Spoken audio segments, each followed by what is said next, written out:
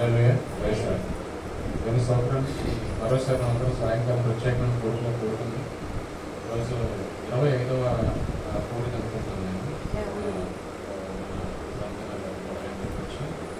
అందుని బట్టి 25 రోజులు దేవుని సన్నిధిలో ఉన్నవారు నేను సంతోషిస్తున్నాను. ఆశీర్వాదం దయచేయండి. అనేకమైన మనకి కార్యకలాపాలు ఉంటాయి, ఎవరికి లేకుండా ఉండదు. ఈ జీవితంలో తర్వాత భూమి మీద అనేకమైనవి ఉంటూనే ఉంటాయి. అయితే మనం దేవుని కోసం ప్రత్యేకించి సమయం ఇవ్వాలని నేను కోరుకుంటున్నాను. అందుని బట్టి సహోదరు కూడా నేను అదే మొదలుగా చెప్పడానికి ఇష్టపడుతున్నాను. దేవుని స్తోత్రం అండి.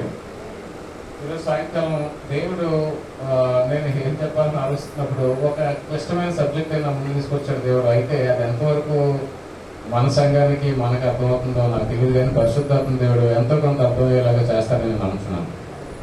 ఈరోజు ఈ నేటి సార్వత్రిక సంఘాల్లో, క్రైస్తవ సమాజంలో, క్రైస్తవ చర్చెస్ లో ఉండాల్సింది ముఖ్యంగా వాక్యం అండి. అయితే అన్ఫార్చునేట్లీ ఆ సంఘాల్లో వాక్యం పనిచేయట్లేదు. అనేక మంది సంఘాల్లో, నేను మాట్లాడేది సార్వత్రిక సంఘాల కోసమే అంటే ఆ లెవెల్ని ఉద్దేశించి కాదు. సంఘాల్లో వాక్యం కరువైపోతుంది. అసలు మనం దేవుని నమ్ముకున్నది ఏంటంటే వాక్యాన్ని అనుసరించి జీవించడం కోసమే. అలా వాక్యాన్ని అనుసరించి జీవించి నడిస్తే మనకు నిత్య జీవం దొరుకుతుందని, పాపం నుంచి విముక్తి పొందుతుందని, లేదా మనలో ఉన్నటువంటి దురాత్మను కానీ, మనలో ఉన్నటువంటి గడుస్తాన్ని, లేదా మనలో ఉన్నటువంటి అహంకారాన్ని తీసివేసి మనం పరిశుద్ధులుగా మార్చుకొని దేవుని యొక్క రాజ్యంలో చేరాలని వాక్యం చెప్తా ఉంది. అసలు క్రైస్తవంలోకి వచ్చిన తర్వాత మనకి దేవుడు ఏం మాట్లాడతాడండి? మనకి దేవుడు ఎవరనంటే ఏం మాట్లాడుతున్నాడు దేవుడు? మనకి ఆది యందు వాక్యము, వాక్యమే దేవుడే ఉన్నాడు. ఆ వాక్యమే లేకపోతే మన జీవితాలు మనం సరిచేసుకోలేము. అయితే దురదృష్టశాస్త్రం కొన్ని సందర్భాల్లో వాక్యాలు కరువైపోయాయి. వాక్యం ఎలా కరువైపోయిందంటే నేను చెప్తాను. అనేక సార్లు మనం సంఘానికి రావడానికి ఇష్టపడం, కానీ మొబైల్ ఫోన్ లో, యూట్యూబ్ లో వాక్యం దొరుకుతుంది కదా, టీవీలో దొరుకుతుంది కదా అని ఏదో చిన్న ఆల్టర్నేటివ్ శాతాన్ని కల్పిస్తూ ఉంటాడండి. నేనేం మాట్లాడతానంటే, మన పాస్టర్ రాయ్ గారు ఉన్నప్పుడు చెప్పారు, యూట్యూబ్ అంటే ఆయన తెలుగులో చెప్తే నీ గొట్టం అనేవారు అనమాట. అలాంటి గొట్టాల్లో చూస్తే ఇప్పుడు నూతులో కప్పకి ఏం తెలుస్తుందంటే అదే పెద్ద సముద్రం అనుకుంటది, అదే పెద్ద నీరు అనుకుంటది. ఇంత ప్రపంచం నన్ను అలాంటి వాడు తప్ప ఎవడో ఎదరడు అనుకుంటది ఆ నూతులో కప్ప. బయటకు వచ్చి చూస్తే తెలుస్తూ సౌందర్యం ఎంత పెద్ద ఉంటుందో. అలా ఉంటుందన్నమాట యూట్యూబ్ లోని. మన ఇంట్లోని కిచెన్ లో వంట చేసుకున్నప్పుడు, లేదంటే ఇంట్లో అట్లు తోముకున్నప్పుడు చాలా మంది ప్రయత్నం చేస్తూ ఉంటారు. యూట్యూబ్ లో చూస్తున్నాను, లేదా టీవీలో పెడుతున్నాను అనేది.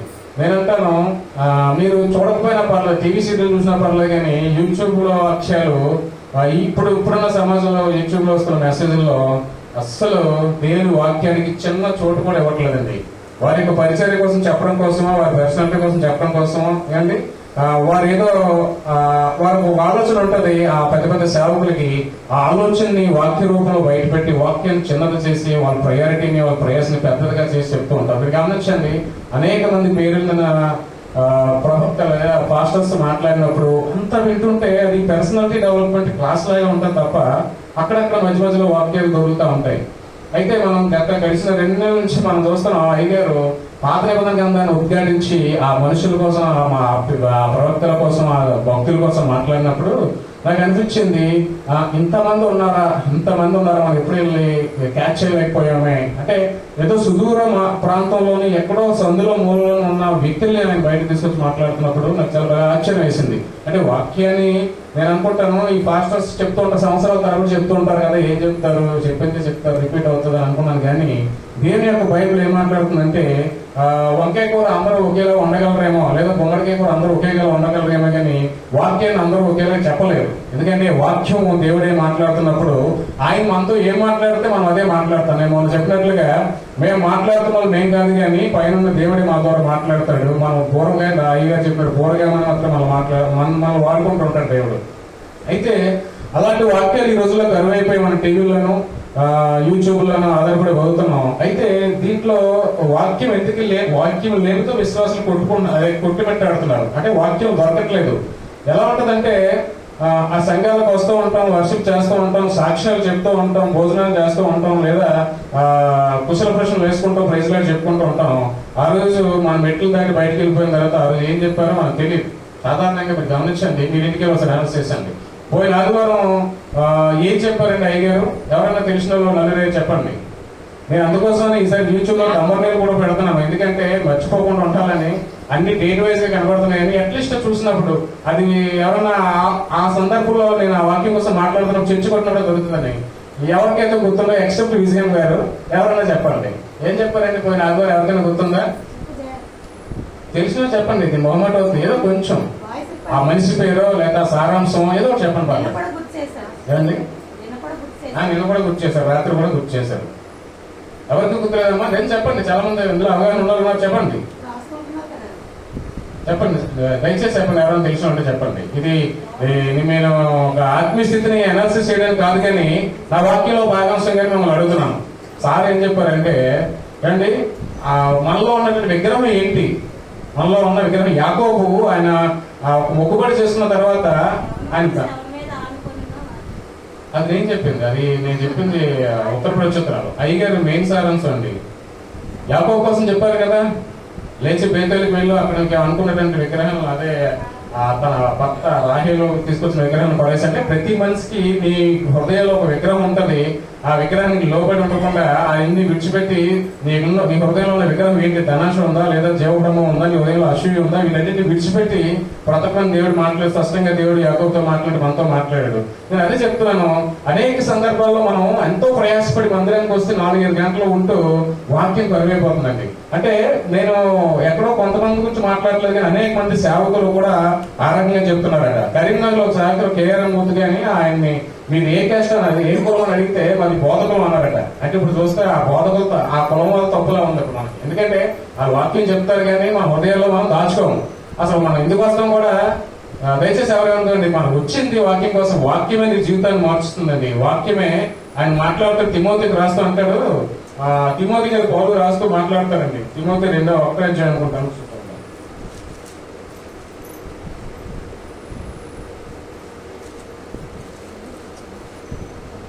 తిమోతి 4:9 దేవుడు మాట్లాడతాడు. ఆయన పౌలు గారు తిమోతికి రాస్తూ అంటున్నాడు. 1 మేడం. అది రక్షించడానికి శక్తి కలదు అంటాడు దేవుడు. తిమోతికి రాస్తూ అంటాడట పౌలు గారు, అది రక్షించడానికి. అవునండి, అవును, చాలు. మనుషులందరికీ రక్షకుడను మరి విశేషంగా విశ్వాసులకు రక్షకుడినైనా జీవం గల దేవుని యందు మనము నిరీక్షణ చాలండి. చూసారు యోగు గారు ఎంత బెబ్బెబ్బలాడుతున్న చదవడానికి కారణం ఏంటంటే మనం వాక్యం చదవం, మనం బైబిల్ చదవం. ఇది ఏదైతే నల్లటన్న పుస్తకం ఉందో, ఈ పుస్తకాన్ని విగ్రహంలో పూజిస్తాం. ఇదే మన విగ్రహం, అంటే ఇదే దేవుడు అనుకుంటాం. ఇది మనం సంఘంలో పెట్టుకొని వస్తే దేవుడు మేలు చేస్తాను అనుకుంటాం, కానీ దేవుడు అందులో రాసిన వాక్యానుసారం ఉండమని. ఆ వాక్యం అట నిన్ను నీతి నుంచి రక్షిస్తుందటండి. అది రక్షించదట. నేను తిమోతికి పౌలు గారు రాస్తే అదే అంటాడు, రక్షించటకు శక్తి కలదు వాక్యం. అలాగే రోమసువార్తలో రాస్తారు, రోమ 10:17 ఒకసారి చూడండి. రోమసువార్త 10:17 రోమిలికి రాసిన పత్రిక 10:17 మేడం. రోమిలికి రాసిన పత్రిక 10:17. కాగా వినుట వల్ల విశ్వాసం కలుగును, చాలండి. అంటే వాక్యం అనేది వింటే విశ్వాసం కలుగుతుందండి. మనం మందిరానికి వచ్చాము, దేవుడు మనతో మాట్లాడడానికి కోరుకుంటాం. దేవుడు మనల్ని ఆయన పరిశుద్ధ దేశానికి లేదా ఆయన పరిశుద్ధ లోకానికి మనం తీసుకోవాలని కోరుకుంటాం. అయితే మనం ఏం చేయాలి? వచ్చిన తర్వాత ఆ వాక్యాన్ని వినాలి, ఆ విన్న వాక్యాన్ని అవలోకనం చేసుకోవాలి. ఆ అవలోకనం చేసుకొని ఆ వాక్యానుసారం నడవడానికి ప్రయత్నం చేయాలి. ఆ వాక్యం మనలో ఏం మాట్లాడుతుందో గమనించాలి. అంతే కదండి. అసలు మన చిన్నపిల్లలు స్కూల్ పంపించినప్పుడు వాడికి ఏమీ రాదు చిన్నపిల్లలకి. వాడిని ఇంటి దగ్గర ఉంచుకుంటే కొన్ని రోజుల తర్వాత 15-16 వచ్చినట్టు మూర్ఖులో తయారు. ఎందుకంటే వాడికి సొసైటీ తెలీదు, వాడికి జ్ఞానం తెలీదు. తెలియని దాని మీద వాళ్ళు ఏం చేస్తారంటే, మీరు గమనించినట్లయితే ఎడ్యుకేటర్స్ కి నాన్ ఎడ్యుకేటర్స్ కి అనేకమైన తేడాలు ఉంటాయి. ఎందుకంటే ఇంట్లో తల్లి అనే చెప్పాలి, లేదా ఇంట్లో స్కూల్లో టీచర్ అని చెప్పాలి. అలాగా ఆ యొక్క మనిషి జీవితాన్ని మీరు ఫస్ట్ స్టాండర్డ్ లో ఒకలా ఉంటాడు, సెకండ్ స్టాండర్డ్ లో ఒకలా ఉంటాడు, 10th స్టాండర్డ్ ఒకలా ఉంటాడు. ఈ డిగ్రీ, ఇంటర్మీడియట్, బీటెక్ వచ్చేటోళ్ళకి వాళ్ళు పూర్తిగా ట్రాన్స్ఫర్మేషన్ చెందుతుంది.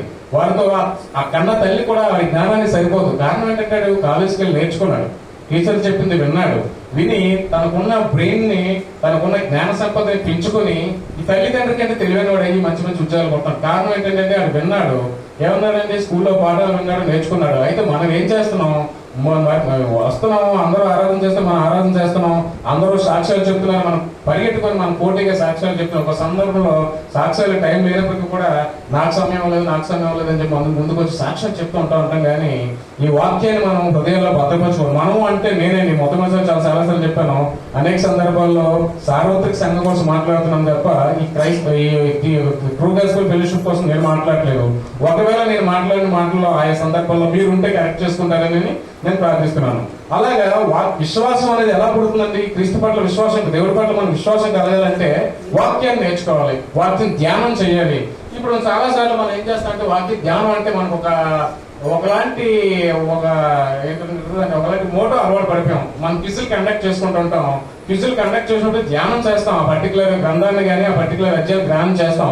కానీ వన్స్ ఆ క్విజ్ అయిపోయిన తర్వాత 2 నెలల 2వ వారంలో అడిగితే అది ఏది గుర్తుండదు. కారణం ఏంటంటే మనం నేర్చుకునే విధానం ఎలా ఉంటదంటే, ఆ రాజు ఎక్కడ పుట్టాడు, ఆ రాజు ఏ గ్రంథంలో ఉన్నాడు, ఆమె భార్య ఎవరు, లేదా ఆ భక్తుడు ఏం మాట్లాడాడు, ఏంటి ఆ భక్తుడు ఏం ప్రవర్తన చెప్పాడు, ఇదే చదువుతాం తప్ప అక్కడ ఉన్న సారాంశం మనం చదవలేకపోతాం. ఏది ఆ గ్రంథంలో ఉన్న ఏదైతే రాశారో దాన్ని ఎందుకోసం రాశారో అది మన జీవితానికి ఎలా పనిచేస్తారో మనం రాయలేకపోవాలి. అంటే ఆబ్జెక్టివ్ టైప్ అండి. ఇప్పుడు అనేక సందర్భాలు ఇప్పుడున్న స్టూడెంట్స్ అయితే నారాయణ చైతన్య కాలేజీలో చదివి వచ్చిన వాళ్ళంతా కూడా వాళ్ళు ఏం చేస్తారంటే 4 పేజీల పాఠం ఉన్న 5 పేజీల పాఠం ఉన్నప్పుడు కూడా అందులో బిట్లు ఎదుర్కొంటారు. ఆ సారాంశం వాళ్ళకి అనవసరం. ఎందుకంటే బిట్లో వస్తాయి, రేపు ఐఐటి ఎగ్జామ్ మెయిన్స్ లోనో లేకపోతే నీట్ ఎగ్జామ్ లో బిట్లో వస్తాయి తప్ప ఇదంతా ఎస్ఐ క్వశ్చన్ రాయమని ఎవరు చెప్పరు. అలాగే మనం ఫిజిక్స్ ప్రిపేర్ అవుతున్నప్పుడు కూడా మన అధ్యాయం బైబిల్ చదువుతున్న మన ధ్యానం అలాగే ఉంది తప్ప ఆ ధ్యానాన్ని మనం సరైన పద్ధతిలో చేయలేకపోతున్నాం. అందుకే పౌలు గారు అంటారట, అక్షరము మనిషిని చంపేస్తుంది, ఆత్మ మనిషిని జీవింపజేస్తుందండి.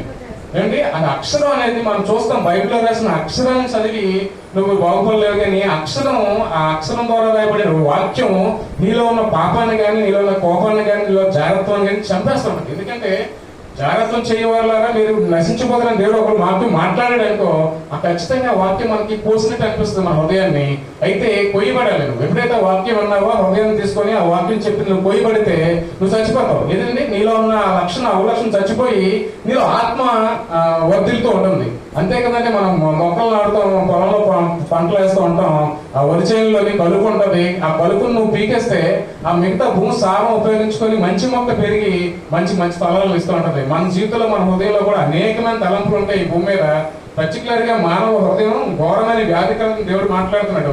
నీ హృదయంలో ఎప్పుడైతే చెడు తలంపులు, చెడు ఆలోచనలు, మత్సరము, జీవబ్రహ్మము, సమాధానం లేని బుద్ధి లేదా ఎదురుపాలు చాలీ చెప్పే గుణం ఉందో ఆ గుణాన్ని వదులుకోవాలంటే ఏం చేయాలంటే వాక్యం ద్వారా వాటిని కనగొట్టాలి. వాక్యాన్ని నీ హృదయంలో రిసీవ్ చేసుకోవాలి. అంటే రిసీవ్ చేసుకోవాలంటే దాసులు వాక్యం చెప్తారు, పాస్టర్లు వాక్యం చెప్తారు, చేసుకున్న వాక్యాన్ని నీకు తీసుకోవాలండి. ఏదో వాక్యం చెప్పిన గంట సేపు 40 నిమిషాలు క్యాలెండర్ అదే గడియారం చూడడం ఇంకేదో కాకుండా, ఈ మధ్య గడియారం కాకుండా మొబైల్లో చూస్తున్నారు. మొబైల్ వీడియో రన్ అవుతున్నప్పుడు ఎంతసేపు అయింది వీడియో, గడియారం చూస్తే అర్థమైపోతుంది. కొంతమంది మొబైల్లో చూస్తారు, ఆల్రెడీ 40 నిమిషాలు అయింది, ఎప్పుడు అవుతారని. వాళ్ళకి ప్రయోజనం లేదండి. దేవుడు చాలా స్పష్టంగా మాట్లాడుతున్నాడు. వాక్యం అనేది నీ హృదయంలో లేకపోతే, వాక్యాన్ని ప్రాధాన్యం ఇవ్వకపోతే అసలు వాక్యం ఏం చేస్తున్నాడండి, నువ్వు ఎలాగ బ్రతకాలో, నీ పిల్లలకి ఏం చదివించాలో, ఏం చదివించకూడదో, వైవాహిక జీవితంలో మొగుడు పిల్లలు ఎలా ఉండాలో, పక్కింటి వాడితో ఎలా ఉండాలో, నువ్వు అధికారులతో ఎలా మాట్లాడాలో, ప్రభుత్వంతో నువ్వు ఎలా మాట్లాడగలవు, ఏంటి అన్ని విషయాలు, ఉద్యోగం చేస్తే ఎలా చేయాలో, అధికారులు నీ పై అధికారులతో ఎలా ఉండాలి, ప్రతి చిన్న లోపల మన కారణాన్ని కూడా మన వాక్యం మనల్ని ఏమంటారు దాన్ని మనల్ని స్పందిస్తుందండి. అంటే మైన్యూర్ పార్ట్ ని కూడా నీ జీవితంలో వాక్యం వచ్చి తాకుతుంది. అంటే బైబిల్ చదివితే నీ జీవితంలో ప్రతి విషయంలోని వాక్యం చదువుకుంటే ప్రతి సందర్భంలో కూడా నేను బోధిస్తుందట, అది నేను నడిపిస్తుంది. చిన్న విషయాల్లో కూడా ఒక మనిషిని విశ్లేషి పద్ధతిలో కానీ, లేదా ఒక అధికారితో మాట్లాడినప్పుడు కానీ, నీ పిల్లల్ని పెంచుకునేటప్పుడు కానీ, నువ్వు భర్తతో సమాధానంగా ఉండడానికి ప్రతి విషయంలో కూడా బైబిల్ వాక్యం మీద ఆధారపడినట్లయితే, వాక్యం చదివితే అది నేను నడిపిస్తుంది. దేవుడు స్పష్టంగా మాట్లాడుతున్నాడు.